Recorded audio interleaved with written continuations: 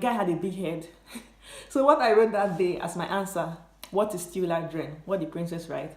Still life drawing is a drawing of Copper A's big head because he likes it.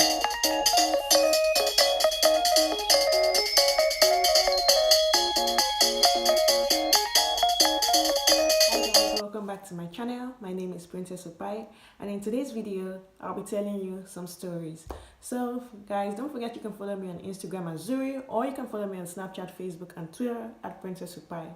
And if you haven't subscribed to my channel yet, please do. And then so for today's video I'll be telling you just some stories about my secondary school and I should say my high school. Okay, so I went to a Nigerian boarding school, and if you went to a boarding school in Nigeria, you understand or you'll be able to relate with most of the stories I'll be telling you today. So I didn't just go to an ordinary boarding school. I went to a military school. Like, I was in a military boarding school. So you can imagine the level of discipline I had to go through. So my first story I'll be telling you about the day they used keke napep to pick me up from school on a closing day. So if you went to boarding school, you know that we had the visiting day, we had closing day, and the rest of them all. So that closing day, it was okay. I was in SS3. No, yeah, I was in SS3. Yeah, that is grade 12. I was in SS3. That's grade 12, and normally I live in Lagos and I school in Uyo. So whenever I close from school, I usually fly from Uyo straight to Lagos, or I'll go with a family friend from Uyo to Port Harcourt, and then from Port Harcourt I'll fly to Lagos. So that particular day, I was in school, as usual, expecting my parents to come and pick me. And then I sat in school till, I think, 2 p.m. I was in school till 2 p.m. The school was already beginning to get empty. Students had already started going home. Just a few students were left behind, and there were still some other students that weren't supposed to go home that day because they had a dance competition for the school the next day. So they were supposed to go home the next day. So I was in school that day. Around 2 p.m. I hadn't seen anybody, so I called. You know, secondary school, we weren't allowed to have phones, so I asked the teacher to call for me. And I called my mom, and my mom was like, okay, your uncle is coming to pick you. I was like, okay, I'll wait. And then I waited till 3 p.m. As at then, there was nobody left in school. I was the only student that was supposed to go home that day that was still left in school. At that moment, I was very hungry, I was tired, and I hadn't seen anybody. The other students that are supposed to dance the next day would just come, they'll pass like, they've not come for you yet. Yeah, sorry. And they were making fun of me, and it was just, I felt so bad. By then, I had already started crying. The soldier that was in charge of the dining, out of pity, he asked me to come and eat in the dining because then I was already hungry, I was tired, everywhere was just so dry and empty. So I still sat there, I was waiting, and then around 5 p.m. nobody had come yet. I called my mom again. My mom was like, your uncle is still coming to pick you, just wait, he's coming, he'll soon be there. That was how I waited till about 6 p.m. And then, before then, any car that comes in, I'll look to see whether, oh, is that him, is that him? That was how I waited till 6 p.m. I saw one keke coming inside school. I didn't think too much, so I just sat down there until I saw my uncle coming out from the keke, and I was like, I was still trying to process how they will be able to carry all my luggage because I had two boxes and a backpack. So I was still trying to process how they were able to carry my luggage with that keke. And then, I didn't have anything to do, and I didn't have any choice. I went and met him with my luggage, and he put it inside the keke. You know, the place behind the keke was like the place behind the passenger seat. He put one box there, and then he sat down with one box on the passenger seat. And I had to carry my backpack, sharing a seat with the driver. Well, if you don't know what a keke is a tricycle. It's like a commercial, let's say, a commercial tricycle, equivalent to the buses, but maybe slightly cheaper. So I sat down there, I was so embarrassed, I was so hungry, I was so tired. The people that are not going home, they were already laughing at me, like they were laughing. So that was how I was there. And then my uncle, the keke drove us to a fast food restaurant, and then we bought some food, we bought rice, takeaway. And because we didn't have much time, it was already past 6, and we had to Oh, I didn't tell you where we are going. We were already going to Lagos. We are going to the village. Apparently, my parents were in the village because they went for a relative's burial. So my uncle was taking me to the village that night, and my village is Ebonyi State. So that was how we are in Keke. This Keke carried us from Uyo to Umuahia, Abia State. 2 hours I sat down in Keke from 6 p.m. till 8 p.m. until this Keke man stopped on the road in Umuahia and told us he has tried for us that he's not doing again, that we should come down. Just imagine, like, I had to come down from the Keke with my 2 boxes. Like, just look at us looking like homeless people, rolling the 2 boxes and the backpack, just walking on the road. We walked for about 2 minutes, then we stopped. My uncle was making a phone call and he was like, "They are coming to pick us, don't worry." That's how we stood on the road for 15 minutes. We stood on the road waiting for them to come and pick us. Finally, and I saw my dad's car coming. Another of my uncle was driving the car. That's how they picked us up, and we went to the village. We got to the village about midnight. So I was so tired. I was just hungry. I was angry. Everything.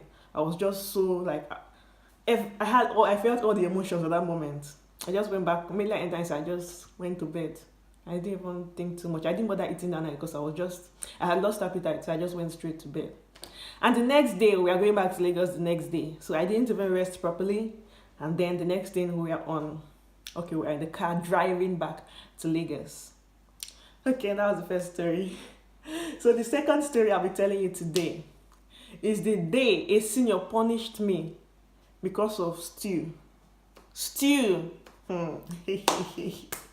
Okay, so this was on a Thursday. We had finished our scripture union, or our weekly Bible study.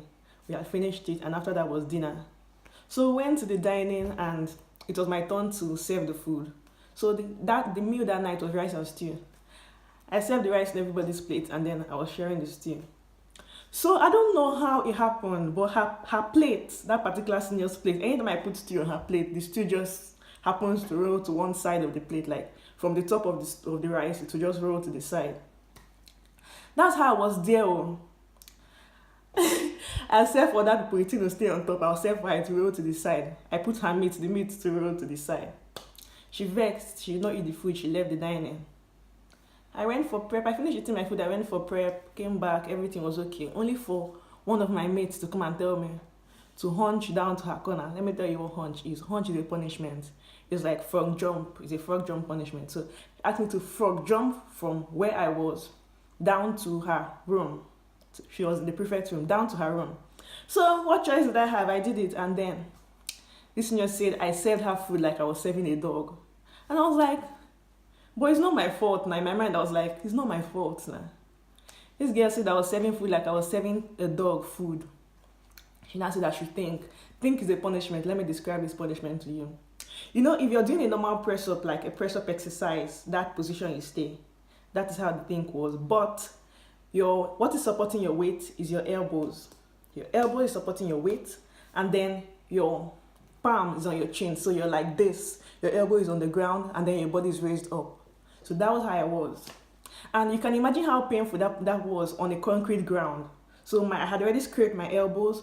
I was in so much pain, and she was like, I shouldn't stop doing that punishment. I was sweating. The place under me was wet. I was sweating. I was crying. I was shaking. My legs were just shaking. And she was like, if I stopped doing that, she was going to flog me. So I did it for, let's say 15 minutes. And then in my mind, I was like, anything that wants to happen, let it happen. If this girl wants to kill me, let her kill me. I can't. So I just lay down on the ground there. I was crying. I just lay down on the floor. And then she was like, will you continue doing that punishment now? And I was like, I didn't even answer her. I ignored her. And then I was just lying down on the ground. And she came to me with the cane to flog me. And I still didn't answer. She told me to go back to that position. I didn't answer her. I was just crying there on the floor. In my mind, I was like, if you want to kill me, kill me. I'm not doing it again. If you want to kill me, you kill me. I'll lie down on this floor. I lay down there. This girl flogged me. She flogged me. I wasn't counting, but I'm pretty sure she flogged me close to 50 times that night. And she flogged me on my back. That's why most times I tell people that I learned how to shun cane on my back in secondary school. If you're flogging me on my back, it was like I was immune to your cane. That was where I learned it from. This girl flogged me close to 50 or more on my back. I was just lying down on the floor. I was crying. I was sweating. She flogged me. Until she realized that Her flogging did not have any effect on me again. That's how she stopped, and she told me I should go. That's how I left now. What choice did I have? Okay, so the third story I'll be telling you about is about night prep. The slaps they gave me during night prep. You know, have you guys ever been slapped, this kind of slap that they slap you and then you can count stars? Like, you can literally count stars dancing around your head. And then you just get confused at that moment. That's the way these girls slap, these senior girls. So how it was during night prep, okay, after the stress of the whole day and everything, we have to like go for night prep. Night prep is after dinner from 7 till 9, 2 hours. So night prep, you just go there to read and the rest. So I was there during night prep and I was in JS1. That is, that's grade 6. And sorry, the senior that flogged me because of steal. I was in SS1, SS1. That's grade 9. Yeah, grade 9. I was in SS1. But this one, I was in JS1. That's grade 6. And normal during night prep now, they said you should not be sleeping while you're reading. You should actually be reading and not sleeping. As a junior student, you're tired from the whole day stress and everything, and then they're telling you not to sleep. Like, okay, but me, I wasn't sleeping, I was reading. But when I'm reading, just not up to 2 minutes, they'll be like, you're sleeping, this girl, you're sleeping, stand up, come here. And then they will just start slapping me. And the kind of slap that they will slap me and then my ears will start ringing. Like, I'll be hearing ring, my ears will start ringing. My cheeks will be so hot, like my face goes red, my cheeks will be so hot, like my cheeks is overheating, so hot. So at a point, I think it became a reflex for me. Whenever I see them about to slap me, my face just becomes hot all of a sudden and red, and then you see me, I'll be raising up my shoulders trying to prevent the slap. But what choice did I have? They still slap me. So because of all those slaps, I decided that whenever I'm going to read for night, or whenever I was going to read during night prep, I was going to like read, and I wasn't going to read out, but I was going to make sure my mouth was moving while I was reading. So that night I was reading and then I was moving my mouth. It worked for the first night, it worked for the second night, it worked for the third night, and the fourth night, these girls realized that they had nothing on me.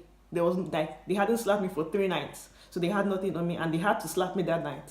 So they told me I should stop reading and moving my mouth. That it's not good. I should stop doing it. 2 minutes later, after I had stopped doing it, 2 minutes later, these girls told me I was sleeping, that I should come here. And I was like, see, I'm not sleeping. You told me to stop moving my mouth. That's why you couldn't see I wasn't sleeping. I'm not sleeping. I was reading. She said I was sleeping. I should come. These girls slapped me. Like, I could not see for 5 minutes. I'm not kidding. After that slap, she slapped me 2 hot slaps that night. Like, and she slapped with her both hands, like 2 hot slaps that night. I could not see for 5 minutes. Like, everything was just blurry. I could not see. I couldn't see my books. I couldn't see anything. I couldn't see anybody. Like, everywhere was just blurry. And then I became so scared, and I was like, I can't see. Like, I was crying. I was like, I can't see. They were like, this girl, what kind of stunt are you playing? I said, no, I cannot see. They were so scared. They were about taking me to the sick bay. That was later on, after 5 minutes. So my vision started clearing, and then I was finally able to see. That was how that one passed. The fourth story I'll be telling you is about my visiting day. A visiting day, my parents brought banana for me, only banana. So normally visiting day starts from, okay, if you didn't go to a boarding school, usually a term lasts for 3 months. So in the middle of the second month, we usually have visiting day where the parents will come and see the kids and bring home cooked food and stuff. So that day, visiting day usually starts from 8, 9. My parents came by 7:30. They were the first parents to come. I was happy now. Oh, finally, my parents have come. I've been expecting home cooked meal for so long. These people came and brought banana. Only banana, no rice, no biscuits, no drink, nothing. Only banana. So me, I was in shock now, and they didn't even stay up to 10 minutes. They said they are going, that they have a wedding to attend. So they left me and my sister with just banana, and they didn't stay up to 10 minutes. They left. I was in shock. Like, I was in denial. I still sat down in class. My sister had already lost hope. She went back to hostel. I sat down in class till 6 p.m. Like, people that came by 7:30, I still had hope that, okay, maybe it was a prank. Maybe somebody will come back for me or something. Nobody came. I sat down there till 6 p.m. in the evening. The soldiers came out, you're still here. Please pack your things and go back to hostel. Go back to hostel. Look at me, I was already crying. My eyes were swollen. My eyes were swollen. I was already crying. I was just like, in fact, I refused to accept that anybody came to visit me that day. So if they ask me, I'll be like, nobody came for me. Because how do you just bring banana to come and visit me on a visiting day? Do you know how long I've been expecting home cooked food? But that's how I went back to hostel. I think one soldier pitied me and bought biscuits for me. Sure, that was it. Then this final story I'll be telling you today is, I think this was the most mischievous this was the time I was the most mischievous in secondary school. I was in JSS2, or you can call that grade 7. I was in grade 7. So I don't know what came over me that day. I insulted a teacher. How? Like, I still don't get how I did that. But I insulted a teacher. Let me tell you what happened. So normally we had a fine arts. Our fine art teacher was a youth corper. So his name, let's say his name was Copper A or Mr. A. So we call him Copper A. So that day was fine art test. We had a test that day. I think there were 5 questions. I knew 4 questions. I didn't know one of the questions. The question I didn't know was question number 2. It's been up to 10 years now, but I still remember that question perfectly because of what happened. That question was, what is still life drawing? What is still life drawing? The answer to that question is still life drawing is the drawing of inanimate things. But what did this girl write? That's not what she wrote. I had forgotten the answer to that question. So, okay, before that, this particular copper is a chronic womanizer. Like, he likes women. He likes girls. He doesn't even hide it. Even to students, like kids like us, he didn't hide it that he liked us or he liked girls. So, he did it to a point that I was getting irritated and the guy had a big head. So what I wrote that day as my answer, what is still life drawing? What the princess write? Still life drawing is a drawing of Copper A's big head because he likes girls. Like, can you imagine? Still life drawing is a drawing of Copper A's big head because he likes girls. Before I wrote that, I told my friend that was beside me, I was like, I don't know the answer to this question, but this is what I want to write. She encouraged me, say, write it. She encouraged me. Mumuna, me, I followed. I went and wrote it. She did not write it though. Me, I wrote it. And I submitted. Feeling so proud. About an hour later, I saw the man fuming. He was coming with my test script. I just knew, hey, this man has seen it. He came. That day we were having French. He came to class. He was like, Princess, what's the meaning of this? And I was like, I didn't answer. He now gave me the book and told me to read it in front of the class. I read it. The French teacher was in shock. Was like, is this girl normal? But the guy vexed. Like, he was so angry. He now told me I should take he held the test script and told me I should go to his office. So his office was the final department. We didn't have many final teachers. I think there were just 3. The other 2 weren't around at the moment, so he was the only one. And his office was beside the computer room. So the computer teacher and the music teacher, they are best friends, so they usually just hang out there. So I followed him to his office, and he told me to kneel down. He told me to carry my school bag and follow him to his office. So this guy told me to carry my school bag and follow him to his office, and then I was in his office, and then he asked me to kneel down. And there I was. He told me to kneel down, raise up my hands, and then he put my school bag on my palms. So there I was kneeling down with my school bag on my palms. I was already crying, I was begging, I was like, Sir, I'm sorry. The computer teacher and the final teacher, from all the noise we were making in the neighboring room, they came and they were like, what happened? And the guy gave them my script and they were like, this girl did this kind of thing, this quiet girl, because I already had a reputation of being very quiet, respectable, and a very good, I was a good girl in secondary school then. So I had a reputation of being quiet and respectable. So they were like, this girl can do this kind of thing. They were like, they couldn't believe it. They couldn't believe I could do such a thing, but then I did it. And then I was like, Sir, I'm sorry, and everything. And the guy was like, he was raking. He was like, the guy was so mad. He was so angry. And he was like, they are going to expel you from this school today. I will take you to the commandant. Okay, let me tell you what the commandant is. In a military school, a commandant is like the principal. So they were like, I will take you to the commandant's office today, and they will expel you from this school today. And anytime it says they will expel you, in my mind, I'll be like, God forbid. So they will expel you, I'll be like, God forbid.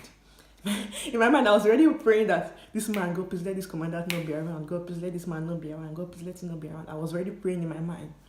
The guy was so angry. I don't know how my story just spread to the whole school. Teachers were just coming in and out, and they were like, anytime they come in, they'll be like, they were in shock. They're like, princess, you this good girl. Why now? Why would you write such a thing? And then I couldn't answer. I don't know why. I don't really know why I did that. But the guy was angry. So he wasn't joking. He took me to the commandant's office that day. And he took the paper with him and he took me to the commandant's office. And there I was in the commandant's office. Luckily, the secretary was around. The commandant wasn't around. She was like, he's not around. He went for official duties. But this woman knew me and she was like, you this good girl. Why would you do such a thing? So nobody could believe I did it. But then I did it. So there I was in the commandant's office. The guy was like, wait. Secretary was like, he wouldn't be back till evening.